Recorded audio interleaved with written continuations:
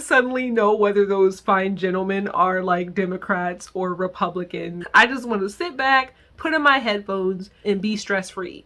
Let's fight the crime side. Let's fight the unfold. Let's fight the crime side. So I got this comment under one of my TikTok videos where I was talking about the reason why I will never share ASMR creators I listen to. This person wanted me to explain all of the drama that I've experienced being a part of these ASMR streets, and I was like, girl, if only you knew the things that go on in this space, why these people be getting canceled left, right, and why there can never be peace in this community. If only you knew.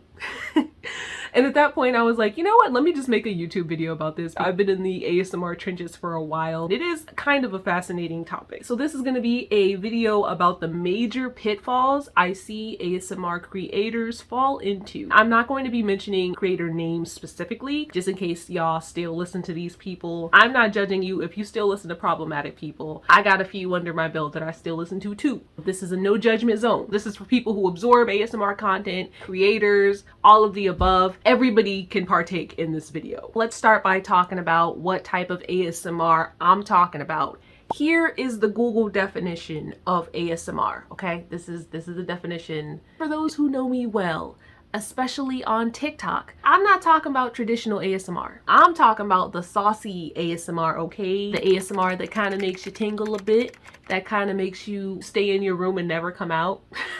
That's the kind of ASMR I'm talking about. Sometimes I feel like this type of ASMR doesn't necessarily fall under the classification of ASMR. I feel like over time it's just been enveloped under the umbrella. You know, there's other things that people call this type of audio. They call it audio role play, audio fantasy. For the sake of this video, we gonna call it ASMR, okay? It's audio corn. That's what we talking about, and that's probably why y'all clicked the video. You guys know. So we're about to get started. The first problem that I see with a lot of ASMR creators is inappropriate interactions with fans. This could be romantically, sexually, platonically. It doesn't really matter. There's always the potential for something bad to happen when you're getting too involved with your fans. Now, let's talk about male ASMR creators specifically. This tends to be a problem with some of them, and that is interacting with minors. So we gonna talk about it because it's a problem. How hard is it to stay away from children? I don't understand. So you got minors accessing this ASMR, getting into contact with these ASMR creators, flirting, basically grooming happening, and this tends to be a huge issue. I wish it wasn't, but it is. In my opinion, it is always the responsibility of the adult not to entertain minors, even if they do push themselves into adult spaces. And this includes friendship. You can't tell me you're having friendship with a minor in an adult space. That just doesn't make any sense to me. Now, I am aware that there are minors that lie about their age in order to get into adult spaces. I was a child once. Okay, I get it. I don't think you can keep minors out of adult spaces altogether, but my suggestion to creators would be to be very careful because there's a huge element of risk if it's revealed that this person is underage after you've already established some type of solid relationship with them. So my suggestion, in order to not find yourself in the situation, because minors do come into adult spaces, would be to be careful. On the opposite end of the spectrum, there is high risk lying about your age in order to talk to an adult. I do not recommend it for the minors that do continue to watch these videos, even though they're not supposed to. Lying about your age is not cool. Even if you think you may have a crush on this person and you really want to talk to them, for your safety, don't. The dangers of creators taking advantage of listeners has been discussed extensively on Reddit, and with the strict exception of minors, I'm pretty 50-50 about the entire subject. For example, there is one ASMR creator. It is said that he has a cult of women who do whatever he wants, no matter how bad it is, no matter how humiliating it is. Apparently, they all started off as fans of his work. They were able to make contact with him, and they is his cult of women. A lot of people are upset about this guy, but as far as I know, they're all adults. Who am I to stop two consenting adults from doing what they want to do? For me, I think there needs to be a conversation about agency. If some dude wants to hook up with a bunch of his followers and they are willing participants, who am I to be weeping for these people? I get the abuse of power thing, but they willing. And I guess I do believe you can be bullied or taken advantage of online to an extent. But a lot of these discussions that are happening are because of other things entirely. You could barely tell the differences between one, someone who's actually been harmed by the creator, two, someone who's throwing a tantrum because their relationship with the creator didn't go in the direction they wanted it to, thus leading them to want to ruin the creator's reputation, or three, someone who just doesn't like the creator, doesn't like their community. Their pastime, their mission in life is to make sure that that creator has a downfall of sorts. I'm not saying that this applies to that cult guy situation. He did kind of seem off when I first started listening to his audios, which is why I went searching for information on him in the first place. What I'm saying is we need to take accountability and remember that we have agency as grown adult listeners. We get to choose how we interact with these creators. If you choose to listen to these people and decide to go through the extra steps of getting in contact with them, starting a relationship with them, being intimate with them, I would use the same discernment that you use when you go out and meet a stranger. Now we're going to switch to the creator's end. There's different things that people are going to deem inappropriate. Everybody's going to have their own limits, boundaries. I do sympathize with the temptation that comes with having a whole bunch of people throwing themselves at you all the time. Comments that I read under some of these audios are so out of pocket. I'll be going through some of those comments like, how did you even feel comfortable writing this on the web? You got all these people saying, hey, not only do I want you to do what you did in this audio to me, I want you to do more. 7 days a week, Monday, Tuesday, Wednesday. And you see these fans' profile pictures and they're not ugly. These are beautiful people of various size, shapes, race. You're bound to see something that you find attractive. So I think specifically a lot of male ASMR creators tend to have a lot of trouble. Not to say that female ASMR creators don't interact in inappropriate ways with their fans. I just think it takes more than a dirty sentence to make them want to do that. It started raining and I lost like the natural lighting, so I had to turn on another lamp. Whether you're a man or a woman, I do think it's natural to have your favorite supporters, especially if you've been having these supporters over the course of years and you recognize their name and their pictures. Like, it's normal to feel some type of attachment. There's one more thing I want to mention because I do think it's important to talk about, that this doesn't just apply to sexual or romantic situations. There can be highly inappropriate situations that aren't driven by sexual interest at all. I'm gonna give you guys one as an example. A while back, we had a situation where a creator was making an audio for somebody because it was going to be their 18th birthday and they wanted to give it to them as a present. This creator and the person were of the same gender. There didn't seem to be anything romantic or sexual. It did seem like a platonic relationship, but 17 is still a minor. Some people were saying it's grooming, while other people, me included, were like, this is more likened to a situation where it's like you own a bar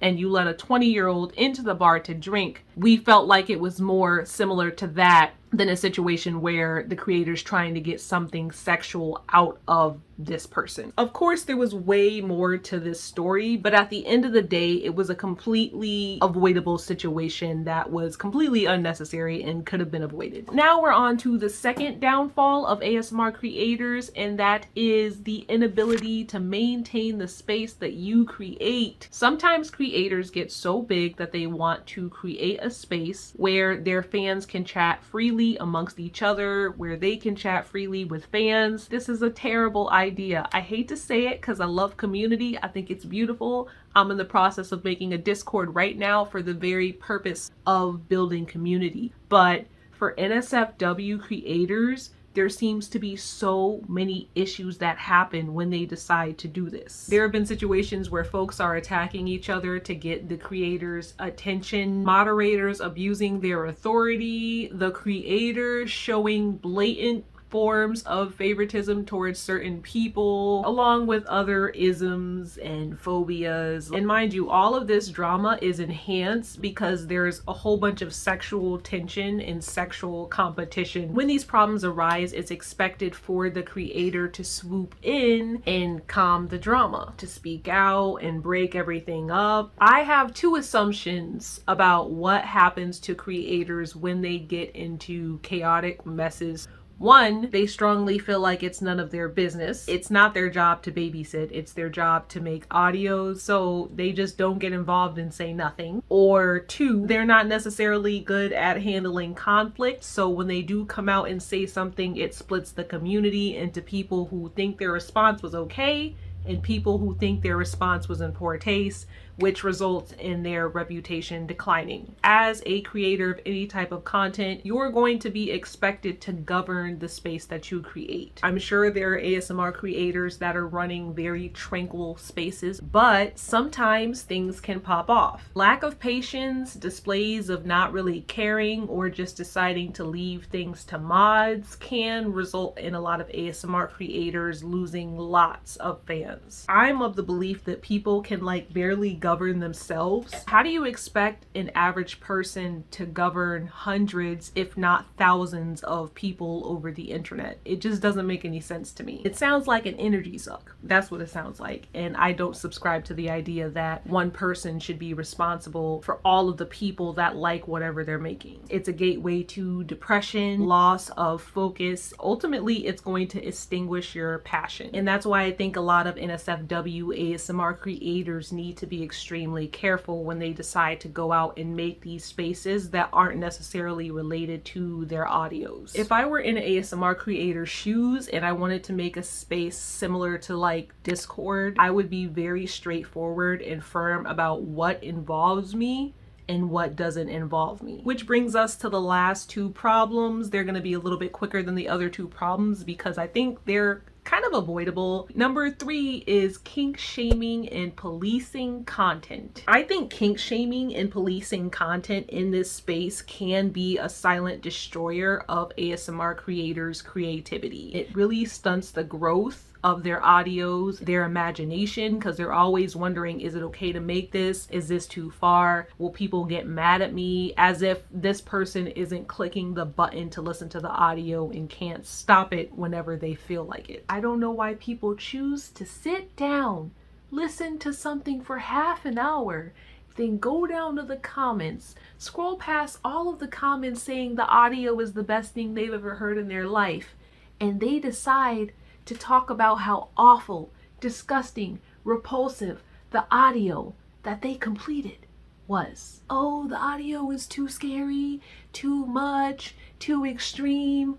Why didn't you just cut it off? Why don't you go find something that you like? It's so annoying. It is completely avoidable more than a lot of things on this list, but it is one of the most annoying experiences as a listener. I'm sure it's annoying as a creator, and the negative comments can really get to you even among the field of positive comments. Another example of this is a while back, I was trying to find the dirt on this one ASMR creator, right? It took so long for me to even find dirt on this person because I had to filter through all of the people complaining about the content he was making. The stuff that he was making wasn't even that extreme. It was just very heavy BDSM content. So I was going through Reddit, right? This person was trying to talk about why this creator was a terrible human being. They could not get past the content that he made. People were trying to graciously explain, hey, can we keep the stuff that this guy has actually done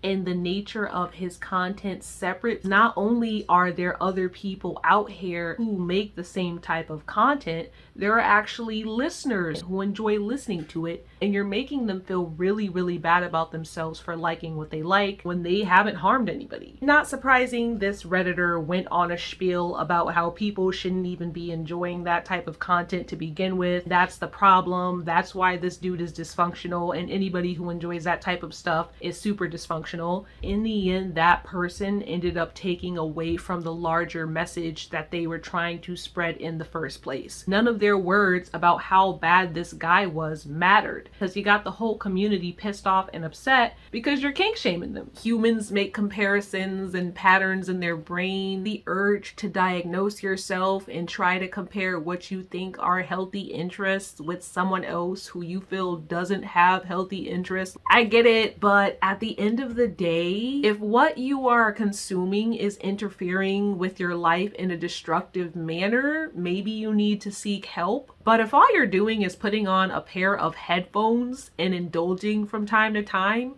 who cares? If Bethany wants to be railed in every single orifice by some dude on a mic pretending to be a tentacle monster, which I have heard an audio of a guy pretending to be a tentacle monster, it was okay. Monsters aren't really my thing. But if Bethany wants to do that, then let her be great. Neither of those persons is hurting someone. And yeah, without going into too much detail about stuff that I've personally listened to, most times creators are going to cultivate a space where people have the same type of sexual interests. So this doesn't pop up all the time, but when it does, it can be very annoying. Everyone has different tastes. I feel like if it doesn't involve children or animals, then it's fair game, it should be fine. Which leads us to the fourth and final problem I see in this space. That is the need to overshare. I'm gonna say this as respectfully as I can because I do understand that everybody is human beings and they're entitled to sharing their opinions about lots of things.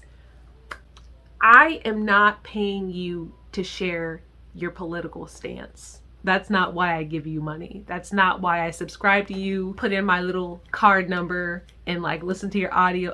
That's not what I signed up for. If you want to share anything besides your audios, please do so under a different name because it makes it easier for me to keep intact the several hundred versions of men I've made in my head to suit your voice. It helps me keep them in character. Because if I find something I don't like about you, or you have a strong opinion that I oppose with all of my heart, it's going to be really difficult for me to listen to you in good conscience. And I eventually won't. You don't want to lose out on money, right? You want supporters. You want to get paid. Like, you want to be able to buy recording gear and like live in a fancy house. Because I'm pretty sure I'm paying a couple people's rents collectively within the group of other listeners, of course. I know some people may feel like they develop a stronger connection with the creator when that creator shares parts of themselves online. With the way the internet is, I think separating your beliefs from the product, at least in this situation, is going to be the best way for you to succeed. This doesn't mean don't share anything about yourself. Like, there's one creator I follow right now who shares pictures of himself walking his cat. You don't gotta be a robot, an ASMR producing robot meant to just satisfy the desires of humans. I'm talking about topics that lead to heated discussions. Create a different name and hop on Twitter or X, whatever that man's calling it nowadays. Please spare us all. Spare the listeners. And yes, after many different angle changes, these are the 4 reasons things go downhill for a lot of ASMR creators. Please let me know what you guys think in the comments. And also, please do not ask me for any recommendations. Go on Reddit. You got a plethora of creators and script writers. Like, Reddit is your breadth when it comes to this type of content. My only warning is to not stay in your bedroom under the covers too long. Be careful, you guys. Don't stay cooped up in your house. It's so much fun. It's a good pastime and it does really allow you to explore yourself. Yeah, enjoy yourself. Go on Reddit. You'll find something you like. Peace out. This is the end of this video. It took forever for me to record this. Oh my God.